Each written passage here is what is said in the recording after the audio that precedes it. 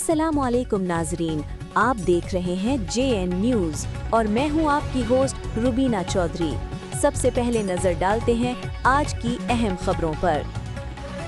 खबर शामिल करते हैं हमारे डिस्ट्रिक्ट रिपोर्टर महर मोहम्मद अकरम भोजवाना। सदर जंग मीडिया रजिस्टर ग्रुप कच्चा खूह की रिपोर्ट के मुताबिक मियां चन्नू असिस्टेंट कमिश्नर साजिदा रज़ाक, याद रखें कि पब्लिक सर्वेंट है और इनका ओहदा पब्लिक डीलिंग के साथ हर खास आम की बातचीत, शिकायत सुनना और कॉल अटेंड करना और जवाब देना इनके बुनियादी फ़राइज़ में शामिल हैं। लेकिन बदकिस्मती से साजिदा रज़ाक न कॉल सुनना पसंद करती हैं न जवाब देना पसंद करती हैं।